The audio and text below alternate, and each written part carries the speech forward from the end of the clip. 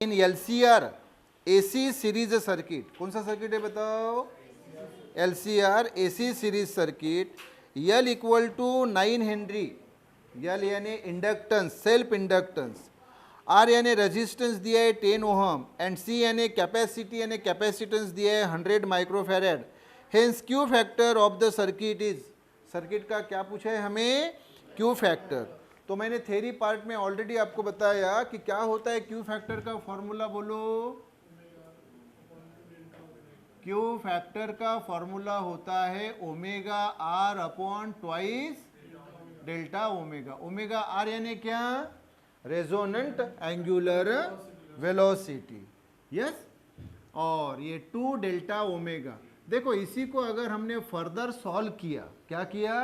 Further solve किया तो ये फार्मूला ओमेगा आर वैसा ही आता है। ओमेगा आर यानी फिर से बताओ मुझे, रेजोनेंट एंगुलर वेलोसिटी इनटू ये एल अपॉन आर। तो ये फॉर्मूला ख्याल में रखो, क्योंकि इसका डेरिवेशन हमें फर्दर सॉल्व करने की जरूरत नहीं है, वो बोर्ड के काम का है। ओके, लेकिन अभी आपके रेफरेंस के लिए मैंने बताया, ये फार्मूला मैंने आपको डिराइव करके बताया कि Q factor equal to omega R upon twice delta omega. तो ओमेगा आर वैसे ही, और ये ट्वाइस डेल्टा ओमेगा जो डिनोमिनेटर में, इसको अगर हमने मतलब पूरा फर्दर सॉल्व किया तो ये आता है ओमेगा आर वैसे ही, और ये एल अपॉन आर, एल यानी सेल्फ इंडक्टेंस और आर यानी रेजिस्टेंस। तो पहले हम ये साइड वर्क में वो वैल्यूज मेंशन कर लेंगे। देखो फिर साइड वर्क, तो हमें क्या दिया है बताओ? L दिया है, R दिया है, C दिया है। पहले है हम लिख लेंगे, बोलो क्या दिया है? L बोलिए जल्दी। तो वो आपको वैल्यू दी है 9 हेनरी। Okay, 9 Henry. R कितना दिया है? 10 ओहम, 10 ओहम। और C कितना दिया है? 100 माइक्रोफेरेड। Okay, 100 microfarad. तो 100 यानी 10 टू द पावर 2, माइक्रो यानी 10 टू द पावर -6 फेरेड। तो ये कितना हो गया? 10 टू द पावर 2 -6 यानी -4 फेरेड। यस, ये बात होगी। तो यल हमें मिल गया, आर हमें मिल गया। ओमेगा आर, तो ओमेगा आर का फॉर्मूला मैंने बताया आपको, ये भी डेरिवेशन फाइंड करके दिया है। तो ओमेगा आर यानी 1 अपॉन रूट LC, तो 1 अपॉन रूट, और L की वैल्यू ये देखो 9, और C की वैल्यू ये देखो 10 टू द पावर -4। तो ये 1, 9 का रूट 3 होता है, और 10 टू द पावर -4 का पावर आधा कर दो -2। इसको लिया अप, तो क्या हो गया ये? 10 to the power 2 upon 3। Yes, तो ये ओमेगा आर की वैल्यू, ओमेगा आर ये रेडियन पर सेकंड। तो रखो बरा, ओमेगा आर की value 10 to the power 2 upon 3, L की वैल्यू देखो 9, और आर की वैल्यू 10। तो 3 1 जा 3, 3 3 जा 9, और यहाँ का 10 और यहाँ का ये 10 टू दी पावर 2 यानी 100। हाँ, तो देखो क्या हो गया फिर, यहाँ बचा है 10, है या ना, और ये 3, तो क्या हो गया ये 30। तो क्यू फैक्टर क्या आ गया फिर बताओ? ये वैल्यू आ गई 30। तो ये आंसर। अब वहाँ से ऑप्शन देखो और मुझे बताओ कि क्या है राइट ऑप्शन।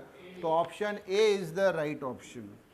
क्लियर क्या? बोलिए कैसे सॉल्व किया, बोलो जल्दी। कि सर क्यू फैक्टर का फॉर्मूला जो हमने फार्मूला डिराइव किया वो omega R upon twice delta omega. Omega R यानी बोलो एंगुलर वेलोसिटी, वो भी कौन सी? Resonant angular frequency, angular velocity. तो ओमेगा आर वैसे ही, और ये अपॉन में 2 डेल्टा ओमेगा। इसको फर्दर हमने सॉल्व किया तो ये फार्मूला आता है आपको एंट्रेंस के लिए। Just you have to remember this formula. तो omega R as it is and this L upon R value हमने पुटअप की। ये जो हमने साइड वर्क में हमें जो डाटा दिया हुआ था उस आधार पे, और हमें क्यू फैक्टर की वैल्यू मिली 30। क्लियर कह रहे बाबू? बोलिए यस यस यस। MCQ देखेंगे LC पैरेलल रेजोनेंट सर्किट। कौन सा बेटा? LC parallel resonant circuit. तो देखो मैंने इसके पहले भी आपको ये एक्सप्लेन किया हुआ है। तो LC पैरेलल रेजोनेंट सर्किट तो यहाँ यल और सी पैरेलल रहते हैं, और जब रेजोनेंस होता है तो रेजोनेंस पे क्या होता है वो बताता हूँ, रेजोनेंस फ्रीक्वेंसी जब मिलती है तो क्या होता है ये बताओ। तो पहले तो सर्किट बता रहा हूँ, तो सर्किट ध्यान दो। ये देखो यल यानी ये इंडक्टर यानी कॉइल है, क्या है ये, इंडक्टर यानी कॉइल, इसका इंडक्टेंस यल यानी ये उसका सेल्फ इंडक्टेंस इस कॉइल का यानी इंडक्टर का, ओके। और इसके ये यहाँ क्या है, कैपेसिटर। कौन है ये जैसे इंडक्टर वैसे ये कैपेसिटर। इसकी कहानी मैंने ऑलरेडी आपको बताई है, तो ये कैपेसिटर के पहले साथ मतलब एक बैटरी लगा दिए। क्या है बाबू रे, ये बैटरी लगाई। पहले ये इंडक्टर जैसे सर्किट में नहीं रहता, सिर्फ क्या रहता है, कैपेसिटर। तो करंट बैटरी से कहाँ पास हो रहा है बताओ, पॉजिटिव टू निगेटिव। पहले सर्किट में कौन नहीं है, इंडक्टर नहीं है, तो करंट ऐसे पास होता है, ये पॉजिटिव एंड ये निगेटिव एंड कैपेसिटर का। बैटरी तो इस प्रकार देखो, बैटरी और कैपेसिटर में फ़र्क क्या है, इसमें एक बड़ी लाइन रहती है और एक छोटी लाइन रहती है। तो ये तो बैटरी हुई है, ऑलरेडी मालूम है। कैपेसिटर में दोनों एंड इक्वल रहते हैं, हाँ। तो देखो करंट ये देखो पॉजिटिव से ऐसा बह रहा है, कैपेसिटर में से बहते हुए इधर आ रहा है। कैपेसिटर की कैपेसिटी C, तो करंट जिधर से बहता है देखो ये बहते हुए आया, तो ये पॉजिटिव ये निगेटिव, और इसके पास ये जो देख रहे हैं ये इलेक्ट्रिक फील्ड रहती है। कैपेसिटर के पास इलेक्ट्रिक फील्ड रहती है, इंडक्टर के पास मैग्नेटिक फील्ड होती है।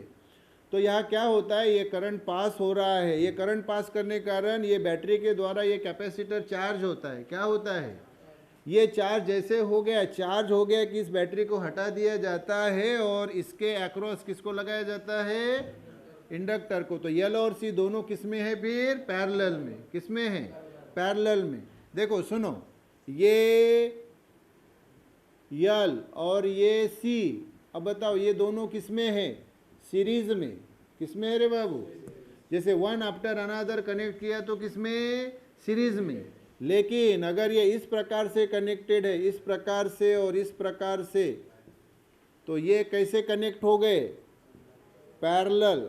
कैसे कनेक्ट हुए, पैरेलल। तो ये पैरेलल कॉम्बिनेशन। तो देखो यहाँ से बैटरी से जब करंट पास किया जाएगा तो यहाँ कुछ करंट इधर बहेगा, कुछ इधर बहेगा, है कि नहीं। तो ये किस में है, पैरेलल में। तो इसलिए नाम देखो क्या है, एलसी पैरेलल सर्किट। अब ये रेजोनेंट क्या होता है समझो, रेजोनेंट क्या होता है। तो उसके पहले जो मैंने ऑलरेडी आपको कहानी बताई कि भाई ये बैटरी से इस कैपेसिटर को चार्ज किया, इसके पास क्या आ गया, चार्ज। जैसे ही चार्ज आता है वैसे ही इसके पास क्या आती है, एनर्जी।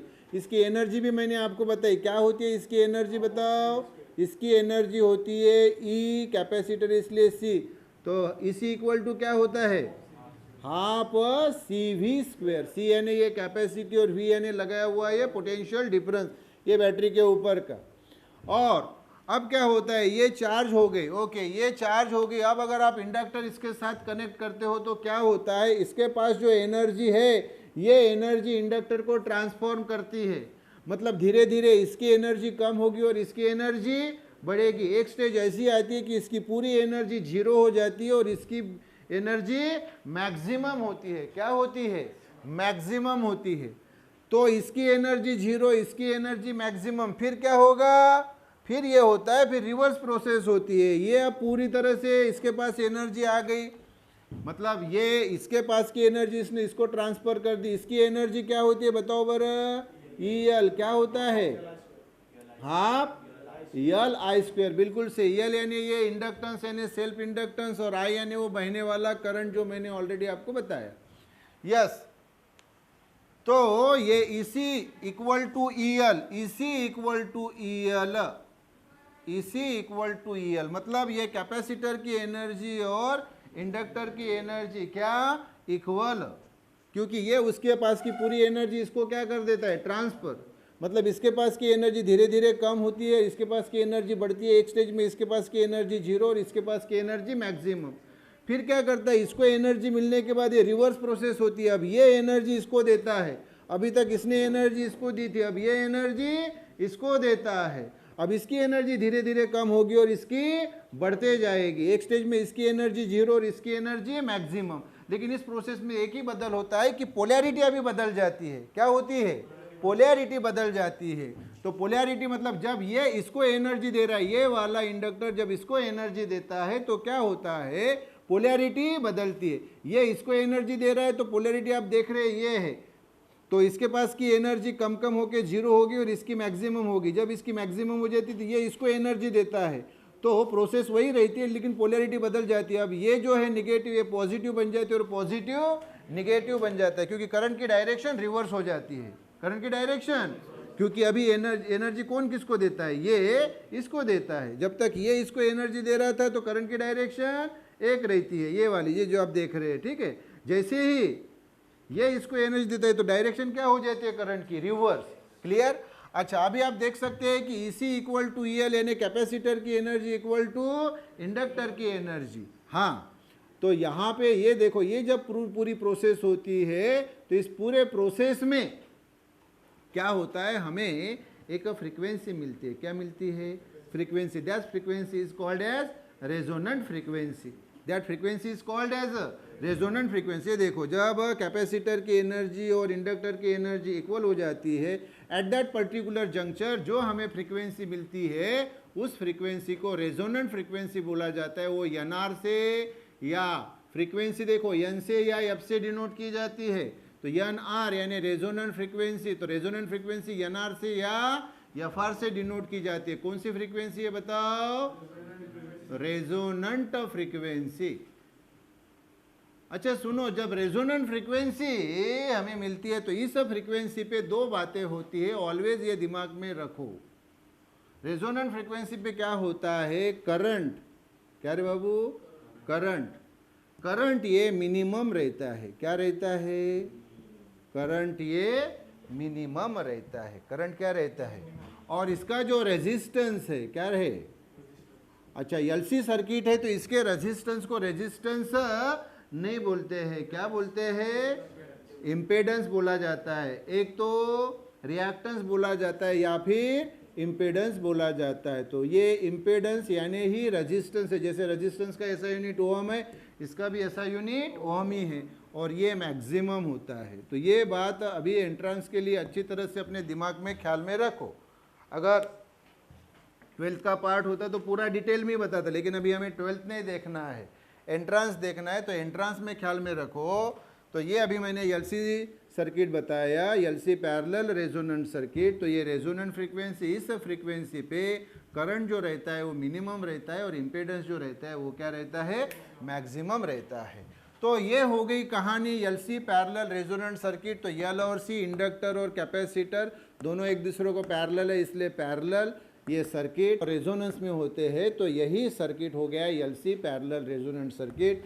रेजोनेंट सर्किट की जो फ्रीक्वेंसी होती है वो रेजोनेंट फ्रीक्वेंसी, और जब रेजोनेंट फ्रीक्वेंसी पे अगर आपने करंट देखा इस सर्किट का तो मिनिमम रहता है और इम्पिडेंस मैक्सिमम रहता है। तो मैं अभी आपको MCQs में लेके आ रहा हूँ। देखो MCQ, out of the following graph which graph shows the correct relation, graphical representation दिखाया हुआ है ABCD ऑप्शन में।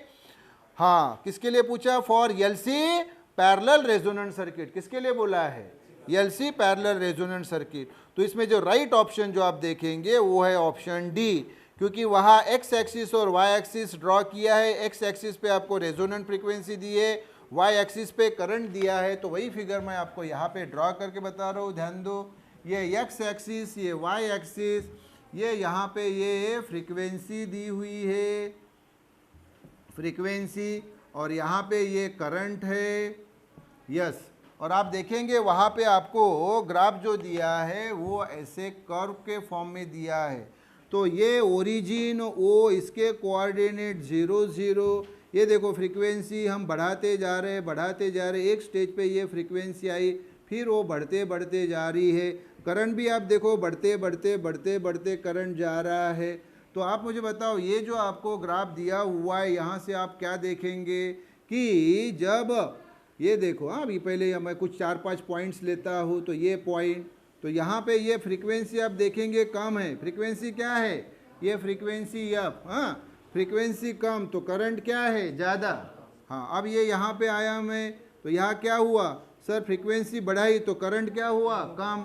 फिर मैं आपको यहाँ लेके आया इस पॉइंट पे, हाँ ये पॉइंट पे, तो यहाँ क्या हो रहा है कि सर यहाँ पे जो है इस फ्रीक्वेंसी पे करंट सबसे अपने मिनिमम वैल्यू पे है। ये देखो ये करंट की वैल्यू क्या है, आई मिनिमम, यानी सबसे मिनिमम वैल्यू है। तो ऐसे फ्रीक्वेंसी को तो अभी तो बताया, ऐसे फ्रीक्वेंसी को क्या बोला, जब करंट मिनिमम होता है तो जिस फ्रीक्वेंसी पे करंट मिनिमम होता है वो फ्रीक्वेंसी को क्या बोला जाता है, रेजोनेंट फ्रीक्वेंसी। ये देखो ये है फिर एफआर, ये है रेजोनेंट फ्रीक्वेंसी, पूरा फ्रीक्वेंसी का ही एक्सिस है, लेकिन ये वो पर्टिकुलर फ्रीक्वेंसी जिस फ्रीक्वेंसी पे करंट क्या है मिनिमम है उसको क्या बोला जाता है, रेजोनेंट फ्रीक्वेंसी। और हम सामने बढ़े तो क्या हो रहा है कि सर और हम सामने बढ़े तो ये देखो फ्रीक्वेंसी को बढ़ाया सर अभी तो करंट भी क्या हुआ बढ़ा, और अगर हम फ्रीक्वेंसी को बढ़ाते जाते, ये देखो और अगर हम फ्रीक्वेंसी को बढ़ाते गए, और अगर हम फ्रीक्वेंसी को बढ़ाते गए तो करंट भी क्या होता है, बढ़ता है। तो एक पर्टिकुलर स्टेज पे ऐसा होता है कि यहाँ पे एक पर्टिकुलर फ्रीक्वेंसी पे करंट क्या होता है मिनिमम, तो उस फ्रीक्वेंसी को क्या बोला जाता है, रेजोनेंट फ्रीक्वेंसी। तो ग्राफ क्या हुआ बताओ फिर। सो ग्राफ ऐसा हुआ सर कि जैसे जैसे हम फ्रीक्वेंसी बढ़ाते जाते हैं तो करंट कम कम होते जाता है। क्या हो रहा है बाबू, ये करंट देखो, जब हम फ्रीक्वेंसी बढ़ाते गए तो ये जो करंट है ये कम कम होता है। एक पर्टिकुलर फ्रीक्वेंसी पे करंट अपने सबसे लोएस्ट वैल्यू पे आता है, तो वो मिनिमम करंट पे जो फ्रीक्वेंसी रहती है उसको रेजोनेंट फ्रीक्वेंसी बोला जाता है। और फिर अगर हम फ्रीक्वेंसी बढ़ाए तो फिर करंट भी बढ़ते जाता है। ये देखो करंट भी बढ़ते गया, तो पहले करंट कम कम होते हुए अपने मिनिमम वैल्यू पे आया, तो मिनिमम वैल्यू पे, करंट के मिनिमम वैल्यू पे जो फ्रीक्वेंसी होती है वो रेजोनेंट फ्रीक्वेंसी, और फिर हम फ्रीक्वेंसी बढ़ाते गए तो करंट भी बढ़ते गया। यस, तो यहाँ पे जो आपको ABCD ऑप्शन दी, तो राइट ऑप्शन कौन सी आती है इस कंसेप्ट के अनुसार, डी।